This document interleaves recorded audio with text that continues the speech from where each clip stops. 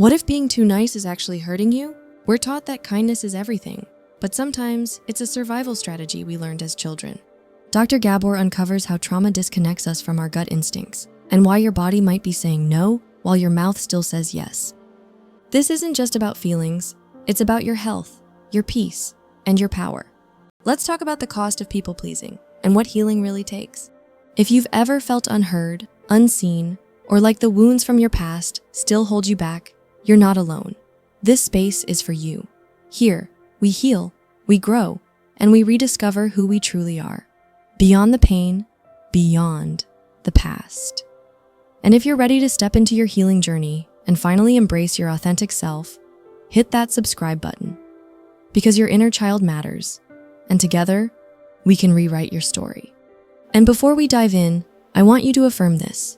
Drop "I am healing" in the comments. Let's remind ourselves, and each other. But the problem for many of us is that we get disconnected from our gut feelings very early in life. No baby is disconnected from their gut feelings. Something happens to make us disconnect. What is a gut feeling from a physiological perspective? Because gut feeling is used as a word to describe, an intuition or.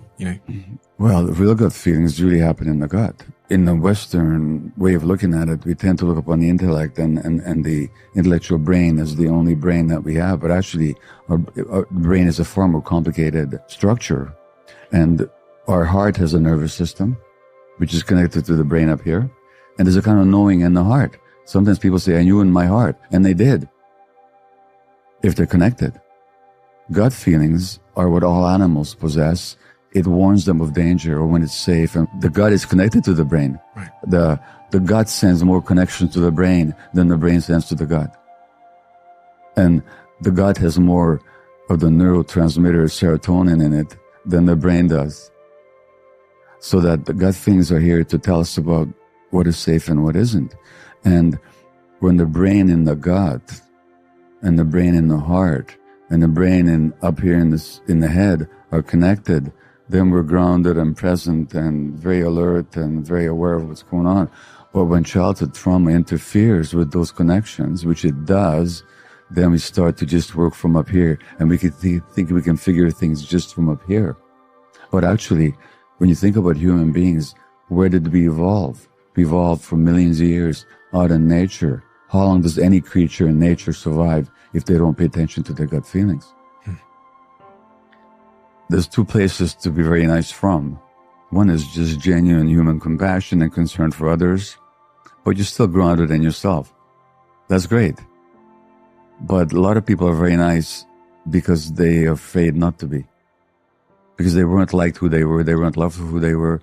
Being nice was their way of getting the love and the attention they needed. Let me tell you a story.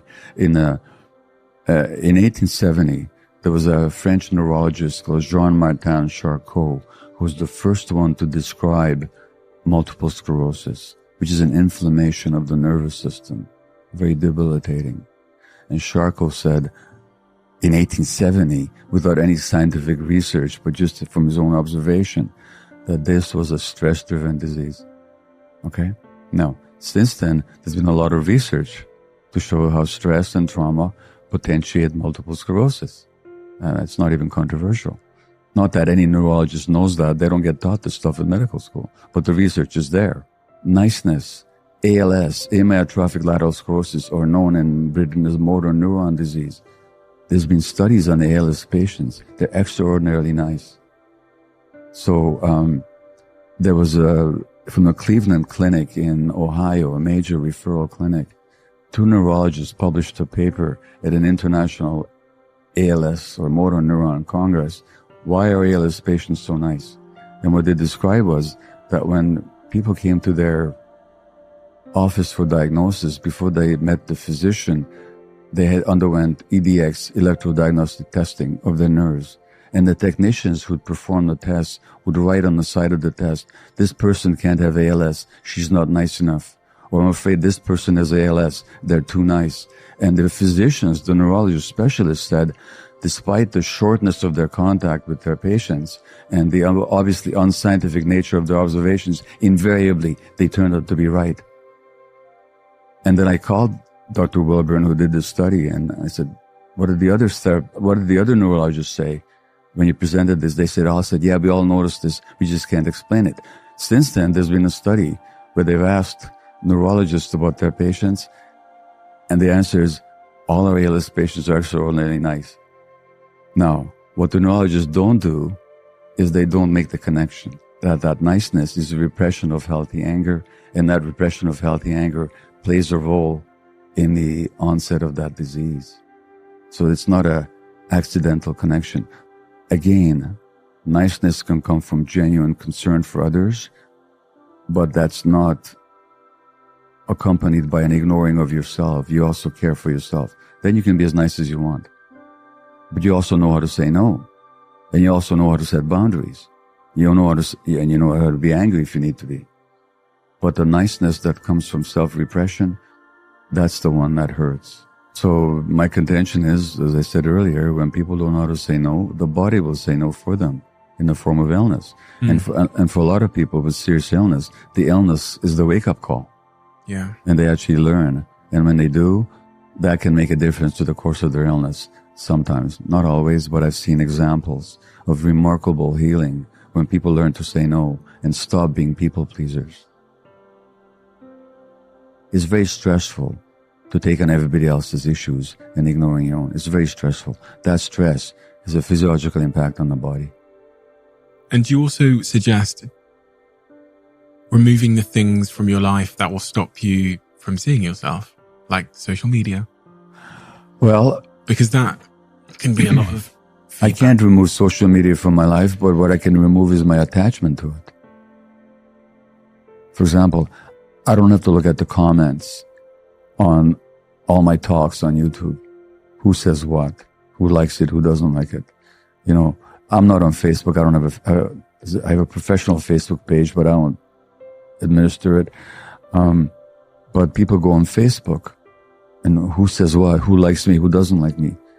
You know, they can wean themselves off that. So we may not be able to stay off social media to write my books. Thank God for the internet, but I don't have to be attached to it. So it's using it, but not letting it use you, which is very hard. If I don't pay attention, rigorous attention to what's going on inside, and if I keep looking to the outside to give me meaning and give me validation, then I can lose myself. Without inner peace, you're not going to be able to serve any of those goals properly. Or if you were, you do it at some risk to yourself. And so running around serving others in the name of this so-called higher goal undermines your inner peace. Then you're not on the right track. Inner peace is not a selfish goal. It's from a position of inner peace that we can speak compassionately and truthfully to others, that we can serve our other goals. But, you know, Eckhart Tolle talks about our inner purpose and our external purpose. And you stated a bunch of external purposes. And that's why there's I believe, if I may pardon the diagnosis, or the analysis, but that's why that disconnect that you mentioned. Because the goals that you stated were largely external. And what are the internal goals? Inner peace. Very good. Yeah. Now you have to put that into the mix.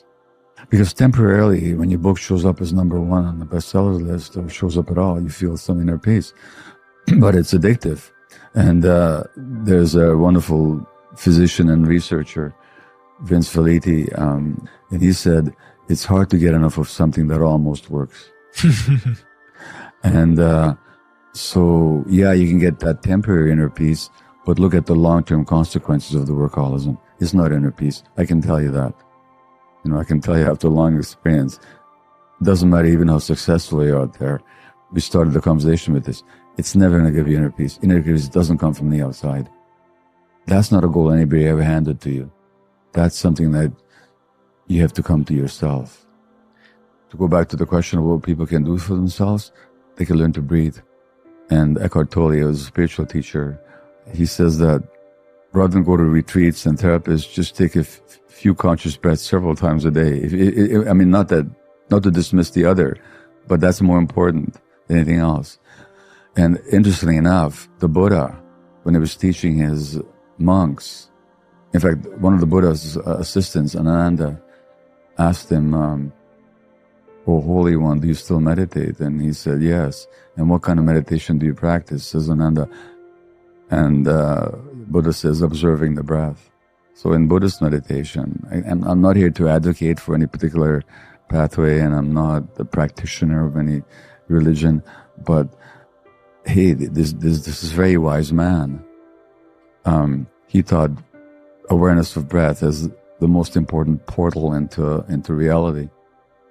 Let's pause here, because what Dr. Maté is saying is life-changing if you really let it land. If you've ever felt like you can't say no, like your worth depends on being liked, this isn't just a personality trait.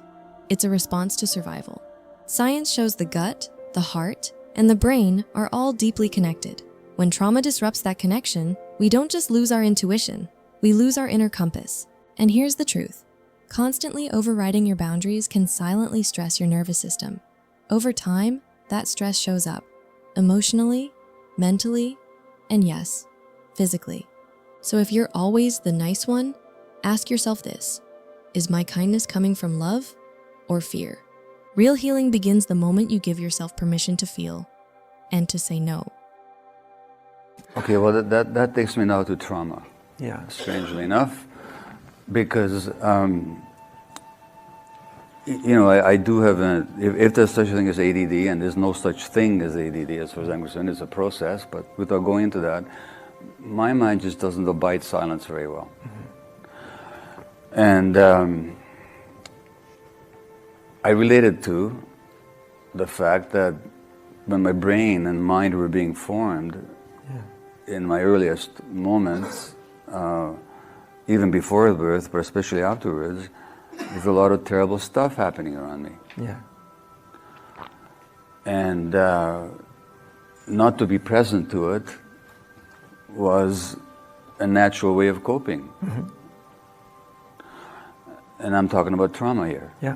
And in this workshop of 100 people that I'm facilitating, and not just in a workshop, but everywhere I go, doesn't matter what work I do, and as a physician, I just found that trauma, in the way I define it, was the underlying dynamic beneath every kind of illness, mental illness, physical illness. I'm not going to try and make that case for you right now, but that's what I found, and a lot of research tends in the same direction. And then you told me yourself, to my delight really, but to my surprise at the same time, that in your workshops, your retreats and so on, you find a lot of people have been, you said 80% or something?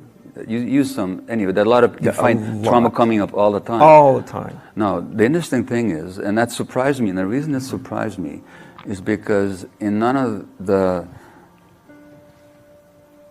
recordings of yours that I've heard, or the recordings of Eckhart Tolle, or recordings of H. Almaas, or any of the great spiritual teachers of our time, does the word trauma, as far as I can tell, ever mentioned as such. Mm-hmm. Yeah. So I'm curious, first of all, why not? Well, all I can do is speak for myself. Please. So, like I think I shared with you, especially when I do retreats, when people are doing deeper, really deep spiritual work, right. I mean, some sort of questions about trauma come up on a daily basis. It's rare to get through a day where someone isn't, and I don't mean trauma that's not directly addressed but you think might be there, but I mean just overtly, right. Talked about. Someone brings it up to me. So that's usually when it gets talked about, when I really address it, is usually when someone really brings it up. And there's a reason for that. And I'll say this to people when I talk to them. I've educated myself to some extent on trauma. There's probably, I don't know if any of us get through early childhood totally unscathed. I don't imagine I did either, but I haven't experienced myself certainly to have sort of the more heavy traumas that a lot of people come to me. So number one, from an experiential standpoint, I don't have that expertise. From an educational standpoint, I also know that that's not my area of expertise. I don't want to pretend like it is. I will often say when I'm, especially at retreats and when the subject comes up, that I'll talk to people about how they might be able to be with that while at a retreat, but I will often suggest that people reach out to get some really good specialized help from people who are experts in this. Okay. To think that your spiritual teacher is going to be an expert in trauma is probably unrealistic. You know, I think it's important for spiritual teachers to be open to addressing it and dealing with it when it comes up, and to probably at least educate themselves in some basic way. I've met lots of people who have come to me and they're talking about some inner experience and it's just terrifying them. Yeah. And I've learned over time to distinguish between the kind of terror which is this sort of like the ego meeting its existential limitation. That's a kind of terror. People can, when they're ready, they can let go into that. They can surrender into that. But if it's the terror, that's the terror of trauma coming back again. I've met so many people that a spiritual teacher says, just dive in. Yeah. And, well, they tried to dive in and they ended up worse for doing it, Yeah. right? Because that's not what you want. As far as I know, Yeah. that's not the right direction for that kind of fear. Mm-hmm. So, you know, when someone is like, when I realize, okay, there's some trauma aspect here, I'll suggest that you got to slow the whole thing down, take it in little bites. You know, I won't go into all the pointers, but try to stay really grounded, connected with your body. If you start to get, you know, overwhelmed, don't think you have to just bull your way through it. That's counterproductive. That's what I mean. Like, I have an elementary understanding of it, enough to, I think, to give some useful guidance in those situations, but I'm not an expert. And I don't want to pretend like I'm an expert. No, that's fair So I'm enough. not even sure what I would write in a book, you know, Yeah. that I would feel comfortable with. Fair enough, but isn't that an argument? I'm just giving you information. No, I'm not taking it that way. Yeah, I'm just, you know, fair enough. yeah. From my point of view, it'd be so refreshing if somebody like you or any of these others that I mentioned could actually just say the word. Yeah. And say, I may not be the one to deal with it, I may not, you know, but I know it's here. Yeah. I know it's affecting many of you. Yeah. That would, to me, be Yeah. really helpful. Understood. Yeah, okay. Understood. Thank you. Now, If you listen to enough tapes, you're going to hear it. okay. Yeah, it's there. But I got to listen to more tapes. No, don't. No, you don't. Okay. I was going to meditate, but now I'm going to listen to it. No, but I understand what you're saying, and I think your point is well taken. It really is, because it's a bigger issue with more people than I would have ever dreamed with when I started out this stuff. Or me as a physician. I'm sure. Yeah. And it's an important thing to be able to identify, and for people to get some really good skilled help with that. Like, just those two things right there are just extremely important. So that then brings me to spiritual bypass and allied to that, trauma in the spiritual world. Yeah. I once did an 8-day retreat with Sasaki Roshi, not Suzuki Roshi, but Sasaki Roshi, who I think was he was Leonard Cohen's guru, he worked at Mount Shasta, and he just died a few years ago, well over age of 100. But when he was in his 90s, there was a front page article in the New York Times that for decades he'd been groping women. This great Zen teacher. And I participated in a retreat, and he really was a wonderful teacher. And I'm not taking anything from their power to teach. Understood. And he would grope women, and then when the women would complain, some women would complain, his acolytes, his assistants would say to these women, Buddhism is all about non-attachment. Why are you so attached to your breasts? If he wants to touch your breast, let him touch your breast. What's going on? Well, first of all, there's a damn big problem in spirituality. Yeah. Right? There's a big problem. I think that's the first thing that needs to be acknowledged. There's a big problem. And there's lots of reasons for that. But I think one of them goes back to the phrase you used to open this last little bit up is spiritual bypassing. I remember reading myself in a book from a Zen teacher that the teachings were basically, I thought, quite sound and good. But when there was a Q&A in the book, and it was asked if Zen meditation is good enough to sort of cure someone of all their psychological, emotional ills? And he said, yes. And when I read that, I was like, that's wrong. Like, the other stuff might have been good in this book, but he's just flat wrong about that one. And I think there's this sort of this pervasive, it's through lots of these kind of episodes like you've mentioned, it's slowly starting to change, but not fast enough. But there's this thing, and this goes for not only teachers, but anybody, is that, and we touched upon this earlier when we were talking about enlightenment experiences. There's a spiritual line of development, there's human line of development. They do interact with each other, but they are also simultaneously not the same line of development. And you can be very highly developed in spiritual insight and be an emotional child, right? Maybe you had your own trauma, maybe you just never grew up, maybe becoming a teacher where you were so, had so much adulation, was part of what kept you from really growing up, like, you know what I mean? That kept you in this sort of more infantile state. And I think what we need more, and I think everybody, teachers and students, need to understand this, that these experiences do not confer human perfection upon you. You can still not have your emotional human ego act together at all, even if you have really big, powerful spiritual experiences. I mean real ones, not phony stuff. That can happen, and the part of an unfolding is acknowledging like I said, that gap between who you are as a human and what you realize. And that's a different, they're intersecting, so they always have to be, we have to encounter both of these domains simultaneously. But I think we have to get over the idea that spiritual insight is a cure for everything, number one. That it's the same as emotional growth. That's not true. It can help a lot with emotional growth. It can. It depends greatly on people, how much it sort of penetrates into the human domain. But so I think for everybody, for teachers and students, like, I think we have to be honest about, like, okay, I'm going after spiritual insight, but yeah, you're also going to have to take care of your emotional baggage along the way, unless you want to end up highly developed in one area and highly undeveloped in another area. If there's one thing to take from this, it's this. Your feelings matter. Saying no matters. You don't have to carry the weight of being the nice one at the cost of your peace. Healing doesn't happen all at once. It starts with small choices. Slowing down, breathing, listening to your gut again. The more you reconnect with yourself, the more power you take back.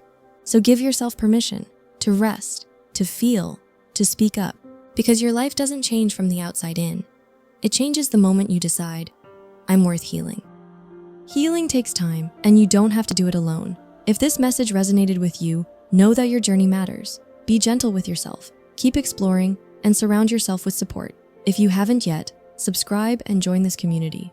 We're in this together. And before you go, comment, I am healing, to affirm your growth. You are seen, you are valued, and you are not alone. Healing